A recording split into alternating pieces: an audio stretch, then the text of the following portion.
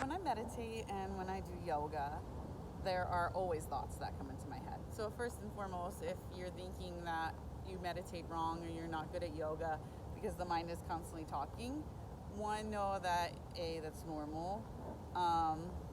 B, that most people have that experience. And C, this is the whole point. That's why we do it. The practice is only partially part of the actual meditation or the stretch that you're doing. The real true practice is being able to be in the moment, be here now. So as I'm talking to you on this video right now, can I be only in this video, only focusing on the words that I'm saying? And can you be only listening to this video and then not thinking about something else or doing something else or having your mind go someplace else? And the reason why in yoga or in meditation thoughts pop up into our head is because that's the nature of the brain.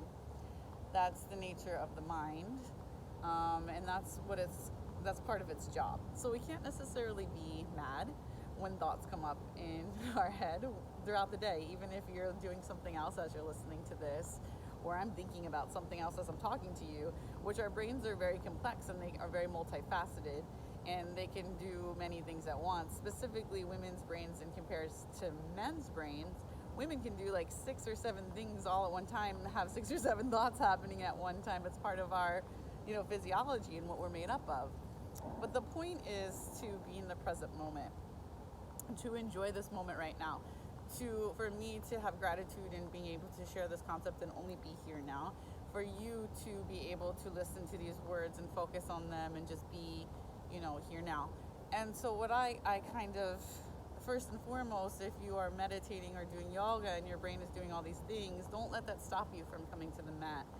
And in fact, let it inspire you, because this is the reason why you're at the mat. The ultimate reason is to harmonize everything, to bring the body and the mind and the heart and the soul all on the same page, instead of being in 4 different directions, focusing on 4 different things, which then leaves people feeling with tension or tired or scattered or not grounded or anxious or depressed, or because everything's not harmonized in alignment.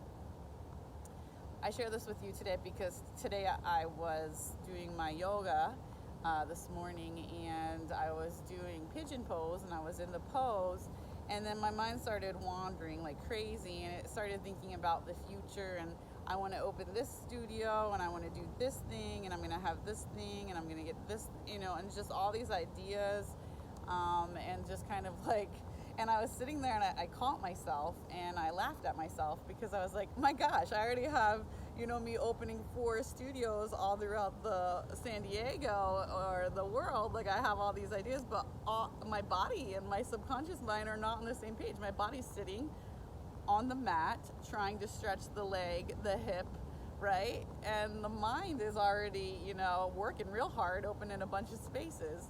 And I laughed because it was the mind is living in this reality while the body was living in this other reality. And then there was this other thing kind of going on where there was the realization of this. And so I had to bring back the mind, and I had to connect it to the body and get them on the same page. So I had a choice. One, I could get up and start opening new studios, so then the mind and the body could be on the same page.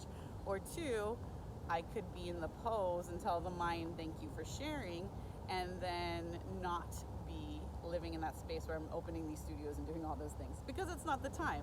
So follow where the mind is, the body will follow. And what's important to think about that is my body was trying to de-stress. I was trying to stretch my leg. However, the body is trying to, I felt myself getting tighter and the pose not being as easy, because I was thinking about all these things that I was going to do, and that wreaks havoc sometimes if I overwork on my body. So it becomes this irony. It happens all of the time in my yoga practice, and for most of my students and most people that I talk to, it happens to them all the time. So I just want to share this video to allow you to, first of all, have permission, and not that you need it, but have permission and know that it is normal and it is okay. And that the point is of the yoga practice, the meditation practice, the breathing practice, whatever form or style of yoga that you're doing, The whole point is to get everything on the same page. That's what yoga actually translates to union or yoking, and it's meaning being everything in the same page. So can I actually be in my body and be where my body is, instead of like creating this whole other thing? Because then what will happen is I won't be as tired. I will be more focused, and I will be in the present, which is the gift. I will be in my life, and I'll be amazing in this moment because I'll be only there. So they talk about the mind as, you know, sometimes people call the mind, different schools of thought have called the mind the monkey. And the yogis, they like to think of the mind as an elephant, the yoga philosophy. So instead of a monkey that's like jumping all over the place, the philosophy is more so, it's an elephant, and you can't ignore it. And if you try to tie it down, what is it going to do? It's going to start to get free from that. So instead of trying to control the mind and try to ignore the mind, or even just let the mind be the mind, and just like the body, when you leave it alone, it can heal itself. It's powerful. It's got innate wisdom. The mind, when you leave it alone, it will do that too. So my advice to you is, if you get very heady in your class that you take, or just generally in your life, while you're driving, you're thinking of something else, or while someone's talking to you, you're somewhere else instead of in the conversation. My advice to try, because this is what I tried in my practice this morning, and it then allowed me to be in my body doing pigeon pose on the beach, feeling good, and that's it,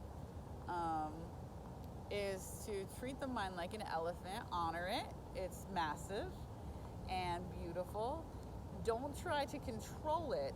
Instead, just let it be and trust that it will go back to its natural state, which is this homeostasis, place of balance, in that way.